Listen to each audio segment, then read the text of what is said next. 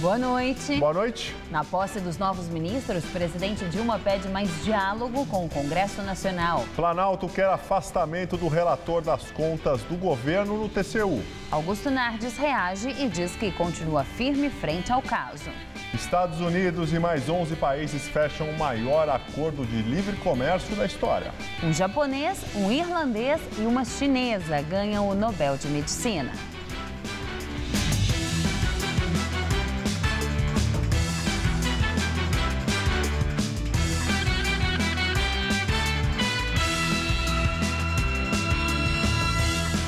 Ministério Público e Polícia Militar apreendem R$1,5 milhão na casa do prefeito de Indaiatuba, na região de Campinas.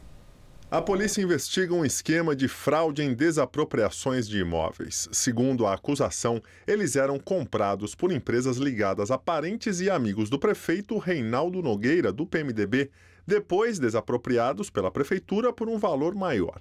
O excedente era repassado para os envolvidos. O prédio da prefeitura de Indaiatuba foi cercado logo cedo. Os promotores e policiais entravam e saíam a todo momento. O prefeito não estava no local.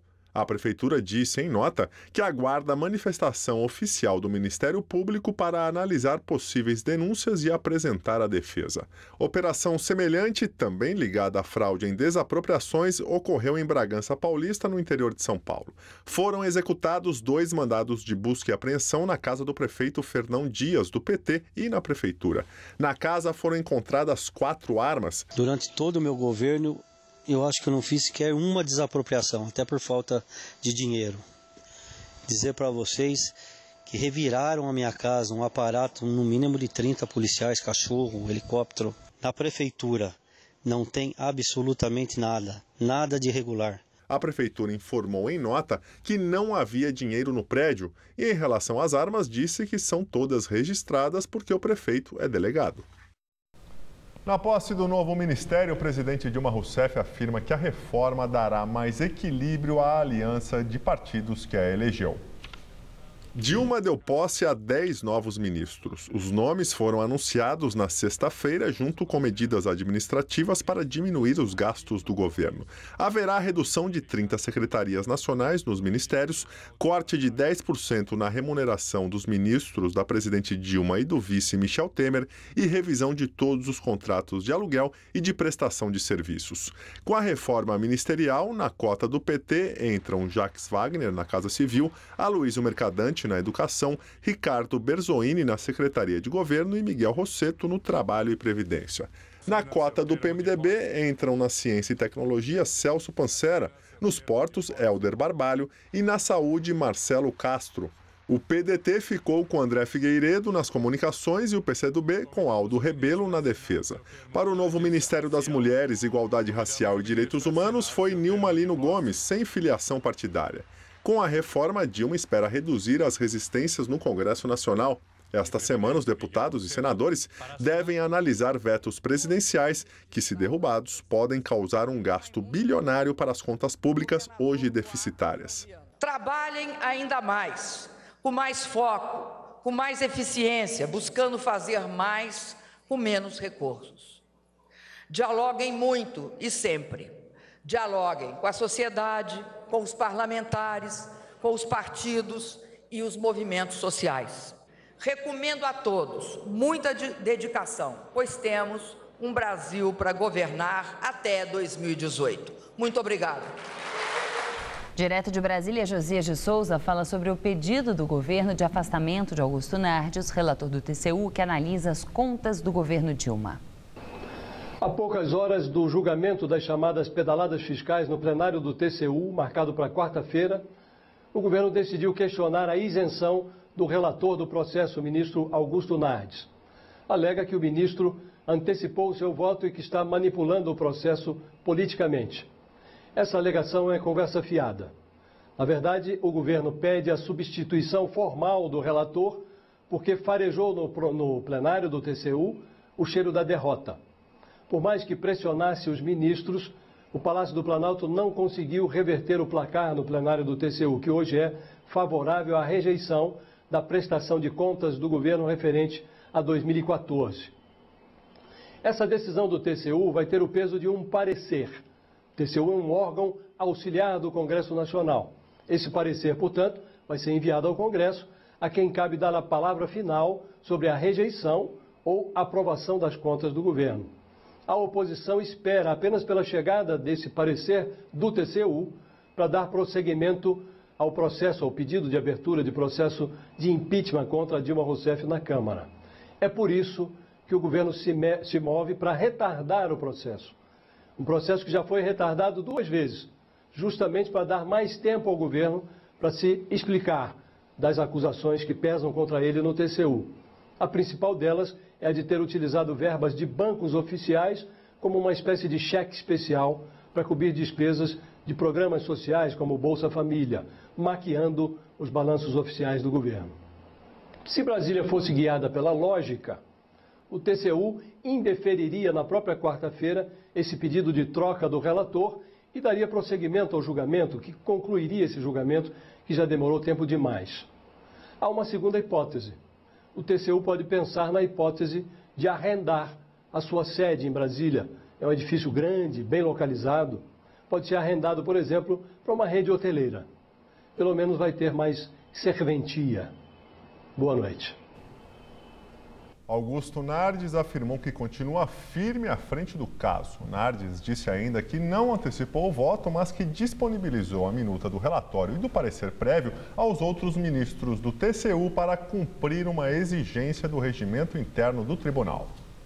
Foi cremado hoje em Belo Horizonte o ex-senador, ex-presidente da Petrobras e ex-presidente do PT, José Eduardo Dutra. O ex-presidente Lula esteve no velório, mas não falou com a imprensa. José Eduardo Dutra morreu ontem de câncer aos 58 anos. Ele nasceu no Rio e fez carreira política em Sergipe, estado que o elegeu senador em 94. Presidiu o PT e foi um dos coordenadores da campanha da presidente Dilma Rousseff em 2010. Presidiu a Petrobras no início do governo Lula. Já na gestão Dilma, foi diretor corporativo e de serviços da estatal e se afastou por causa da doença. Uma pessoa correta, uma pessoa de luta, uma pessoa de carreira da Petrobras, que contribuiu muito para talvez o melhor período da companhia, que foi quando ela cresceu, venceu desafios e chegou a ser uma das maiores do mundo. Sexta-feira passada, o ministro Teori Zavascki do Supremo Tribunal Federal autorizou a Polícia Federal a colher o depoimento dele na Operação Lava Jato. Ele não era investigado e iria falar na condição de informante. Durante o velório de José Eduardo Dutra, um pequeno grupo se manifestou de maneira ofensiva contra o PT. Um dos cartazes dizia que a hora de Lula está chegando. E panfletos com a inscrição "Petista bom é petista morto" foram jogados na frente do local onde acontecia a cerimônia. Em livro, o ex-presidente Fernando Henrique Cardoso revela que rejeitou a indicação de Eduardo Cunha para uma diretoria da Petrobras. O livro Diários da Presidência ainda não está à venda, mas a revista Piauí adiantou alguns relatos de Fernando Henrique sobre seu governo entre 95 e 2002. Num trecho, o ex-presidente conta que rejeitou nomear Eduardo Cunha para a diretoria comercial da Petrobras. A nomeação teria sido pedida em março de 96 por um grupo de deputados do Rio de Janeiro, encabeçado por Francisco Dornelles, na época do PPB, hoje vice-governador do estado. Fernando Henrique escreveu que rejeitou Cunha porque havia problemas com o nome dele. Citou que, quando Cunha presidiu a Telerge, havia feito trapalhadas. E que ele veio da época do presidente Fernando Collor de Mello. Pelo Twitter, Eduardo Cunha disse que não tinha conhecimento da indicação para a Petrobras. E que se recorda apenas de um movimento de deputados para que assumisse novamente a Telerge. Mesmo assim, segundo ele, não queria mais trabalhar para o governo.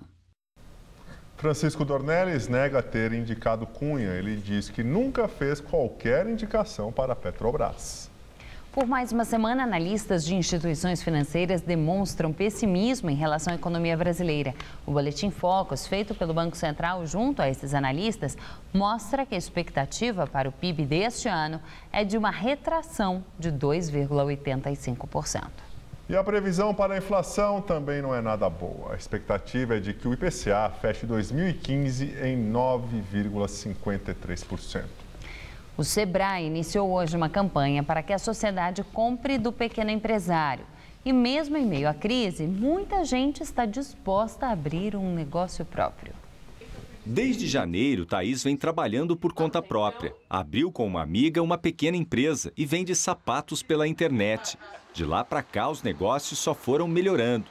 Houve um crescimento de 40% nas vendas. Eu acho que é fundamental você ter um planejamento. Então, você tem que saber onde você quer chegar e como você quer chegar lá.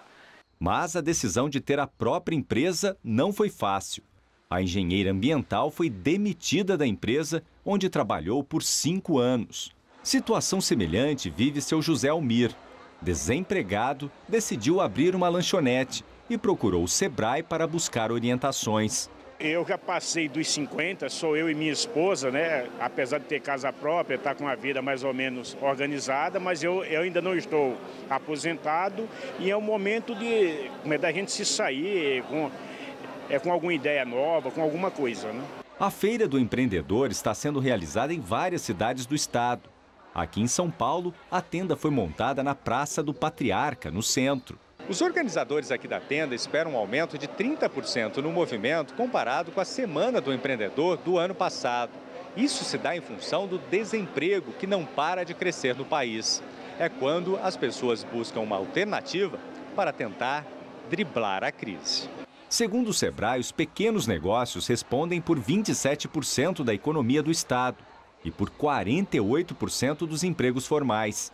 Por outro lado, a sobrevivência das empresas preocupa. Estatísticas mostram que 1 em cada 5 empresas encerram suas atividades até o 2º ano no mercado. Montar uma empresa depende até da mudança da postura dessa pessoa frente ao negócio. Não é a mesma coisa você ser funcionário e depois ser o dono da empresa. Tem que se dedicar muito mais, tem que tomar vários cuidados e tem que se preparar para ser empreendedor. Tem que se capacitar, buscar informação antes de montar um negócio para que ele tenha sucesso. Susto na Avenida Paulista. Pela manhã, a via chegou a ficar fechada por causa de uma falsa bomba. A Polícia Militar informou que recebeu um chamado pouco depois das 7 horas da manhã para uma ocorrência na Avenida Paulista, na altura da Rua Leôncio de Carvalho. Os PMs encontraram uma mala no local e um dispositivo com relógio e fiação, acorrentados em um ponto de táxi. O local foi isolado e o GAT, o Grupo de Ações Táticas Especiais, acionado. Foi feita uma análise com um robô e um raio-x, que verificou que havia um cilindro de gás com 5 quilos. Moradores chegaram a ouvir um barulho que parecia uma explosão, mas, segundo o major responsável pelo caso, o som era de um equipamento usado para esvaziar o botijão. Ninguém se feriu e o responsável por abandonar o artefato ainda não foi identificado.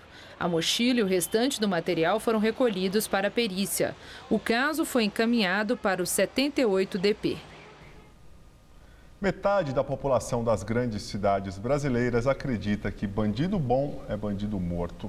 A constatação faz parte de uma pesquisa feita pelo Datafolha. O levantamento foi encomendado pelo Fórum Brasileiro de Segurança Pública, uma ONG que reúne especialistas em violência urbana. A pesquisa foi feita no final de julho e vai fazer parte do 9º Anuário Brasileiro de Segurança Pública, que será divulgado esta semana. A pesquisa ouviu 1.307 pessoas em 84 cidades com mais de 100 mil habitantes. 50% disseram concordar com a afirmação de que bandido bom é bandido morto. 45% disseram discordar e o restante não sabe ou não opinou. Como a margem de erro é de 3 pontos percentuais para mais ou para menos, o levantamento mostra que os brasileiros estão divididos. Para mim, assim, olho por olho, dente por dente. Bandido, a teor da Constituição Federal, ele tem que ser preso após ser julgado e eventualmente condenado. A quantidade dos que concordam com o uso da força letal é maior entre os que estudaram menos e vai aumentando conforme evolui a idade do entrevistado. Na faixa dos que têm 60 anos ou mais, 65% concordam com a afirmação. Para 52% dos homens, bandido bom é bandido morto. Entre as mulheres, o índice cai para 48%. No recorte por faixa de renda, a pesquisa mostra que a opinião de ricos e pobres é mais ou menos a mesma. Diferença existe quando muda a cor da pele do entrevistado. Entre os brancos, 53% acham que bandido bom é bandido morto. Entre os negros, o índice recua para 44%. Em 2014, 3.022 pessoas foram mortas por policiais no Brasil, número 37% maior que o do ano anterior.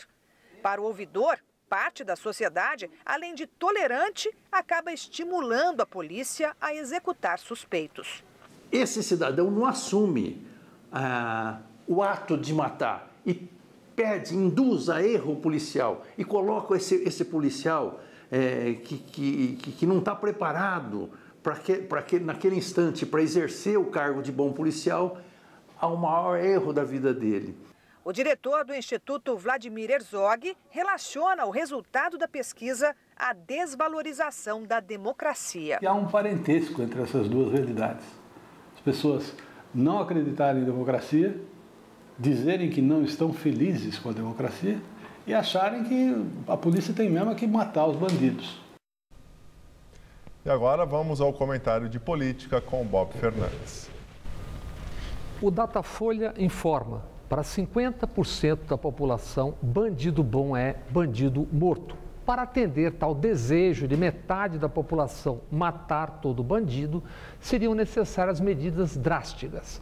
Afinal, o Brasil tem hoje 610 mil bandidos presos. Isso sem somar demais crimes e bandidos. Segundo estatísticas, só os inquéritos de homicídios parados são 150 mil.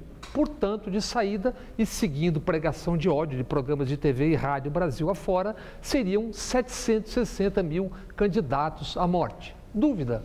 Copiar nossa média anual de homicídios, 56 mil, ou matar 760 mil ao mesmo tempo? Não é tarefa simples, exige logística, mas há precedentes. Alguns personagens na história já usaram métodos rápidos e eficientes para assassinato em massa. Segundo pesquisa recente, metade da população não confia na polícia. A Anistia Internacional denuncia 15% dos homicídios ano passado tiveram policiais envolvidos. E policiais também morrem nas ruas. Fundação Getúlio Vargas e Secretaria Nacional de Segurança Pública fizeram pesquisa ano passado. De 21 mil policiais, 99% entendem ganhar mal, 98% dizem ter formação e treinamento deficiente e 94% citam corrupção como obstáculo à segurança. 43% dos policiais defendem inocentar policial que mata suspeito. Daí surge outro problema. Como identificar quem é o bandido? Exemplo, da sequência de chacinas na região de Osasco, com 29 mortos, um PM preso até agora. Seguindo-se a lógica do bandido bom é bandido morto, uma pergunta. Quem são os bandidos nas chacinas dos 29? Quem mata muito nas periferias pobres? E ainda o ódio em suas diversas manifestações. Nessa segunda, no velório do ex-senador do PT, José Eduardo Dutra, protesto de um tal grupo Patriotas em Belo Horizonte. Cartazes contra Dilma e Lula à porta de um velório e panfletos atirados de um carro pregando: petista bom é petista morto. Tudo isso não é cidadania nem política, é doença conhecida como psicose. Quando transformada em política, chama-se fascismo, que gosta de matar e muito. Boa noite.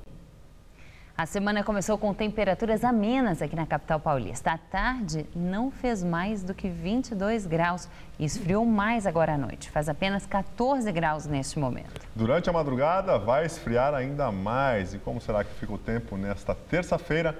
Mariana Armentano traz os detalhes da previsão.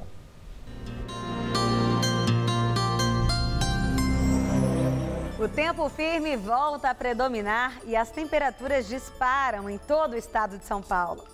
O ar seco volta a ganhar força em todas as regiões paulistas, mas o dia ainda terá muita nebulosidade no litoral. Já no interior e aqui na Grande São Paulo, o dia pode amanhecer com névoa por causa do friozinho da madrugada, mas já no final da manhã ela se dissipa e o sol predomina durante a tarde. Vai fazer até 33 graus em Presidente Bernardes e em Votuporanga, 32 na cidade de Ribeirão Preto e Araraquara. E na Costa Paulista, 24 graus em Santos e 25 em Caraguatatuba. Vamos ver como ficam os próximos dias aqui na capital? Vai fazer friozinho nessa madrugada, mínima de 14, mas amanhã à tarde a máxima chega aos 27 graus. E as temperaturas não param de subir. Na quarta vai fazer até 30 graus. E na quinta-feira os termômetros chegam à marca dos 32. E segundo os meteorologistas, a partir de quinta-feira voltam as condições de chuva. A seguir, acordo entre Estados Unidos e 11 países cria o maior tratado de livre comércio do planeta. E a crise na Air France. Diretoria da companhia aérea agredida após apresentar um plano de reestruturação. Não importa o continente, o endereço, a distância. Com o Sedex Mundi, os Correios oferecem para você uma rede internacional de entregas em mais de 200 países. Sedex Mundi é o mundo logo ali e com o mesmo padrão de qualidade. A sua encomenda entregue no prazo combinado. Hi there. Chef. Bem na hora. Let's go, everybody. We'll open in 30 minutes. Serviços internacionais. Um mundo mais perto de você. Martelo. Martelo. Alicate. Alicate. Onde é que tá? Tá aí na tampa organizadora. Broca. Broca. Eita, tem isso aqui. Claro, cabe 40 quilos. Chave de fenda. Ah, não. Perdemos? Pessoal, a campainha tá funcionando. Caixa Baú Irving. Mais organização e praticidade na obra. Irving é outro nível. Qual Casper você é? A minha Casper é informação. A minha Casper é organização. A minha Casper é criação. A minha Casper é luz, câmera, ação. A minha Casper é comunicação. É teoria, é prática, é oportunidade de estágio. É a melhor localização. Essa é a minha Casper. E você, qual Casper você é? Tá difícil não deixar a peteca cair? A gente levanta seu astral. Com nossa programação, a cultura é acessível a todos. E você confere na faixa os melhores musicais e espetáculos da cidade. TV Gazeta. Bom te ver, sempre bem. Não importa o continente, o endereço, a distância. Com o Sedex Mundi, os Correios oferecem para você uma rede internacional de entregas em mais de 200 países. Sedex Mundi é o mundo logo ali e com o mesmo padrão de qualidade. A sua encomenda entregue no prazo combinado. Hi there. Chef. Bem na hora. Let's go, everybody. We'll open in 30 minutes. Serviços internacionais. Um mundo mais perto de você. Nesta segunda, no Todo Seu. Vamos falar sobre o Outubro Rosa e a prevenção do câncer de mama. Tem musical. O som da banda folk pop brasileira Little Nation. Pode vir, tô aqui te esperando. Todo Seu. Nesta segunda, 10h30 da noite.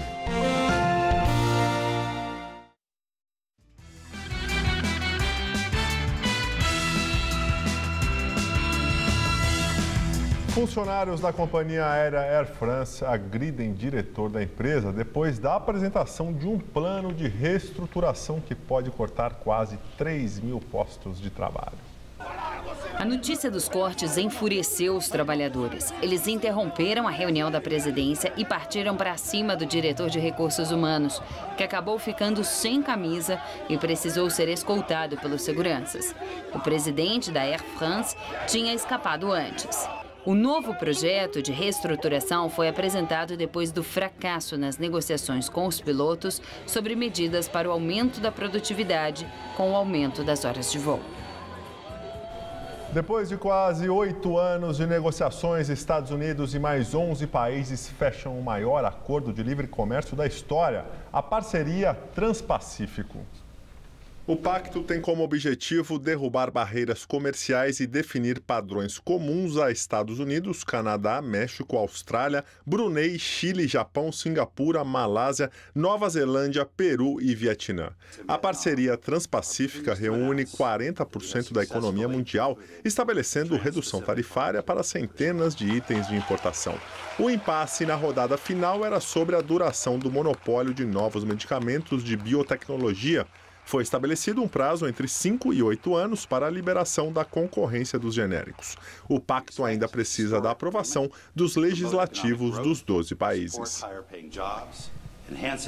3 cientistas, um do Japão, um da Irlanda e uma da China, ganham o Prêmio Nobel de Medicina por tratamentos contra doenças parasitárias e malária. O prêmio foi concedido ao irlandês William Campbell e ao japonês Satoshi Omura pela descoberta de uma droga que ajuda a combater doenças infecciosas causadas por parasitas. Eles vão receber metade do prêmio de $960 mil. A outra metade vai para a chinesa Yu Tu. Ela descobriu a droga Artemisinin, que reduziu significativamente as taxas de mortalidade entre pacientes com malária. Campbell é pesquisador na Universidade Drew, em Nova Jersey, nos Estados Unidos. Omura é professor emérito na Universidade Kitasato, no Japão. E Yu Tu é professora-chefe da Academia de Medicina Tradicional Chinesa, na China. A edição das 10 do Jornal da Gazeta termina aqui. Boa noite. Fica agora com Rony e Von no Todo Seu. Uma ótima semana para você e até amanhã.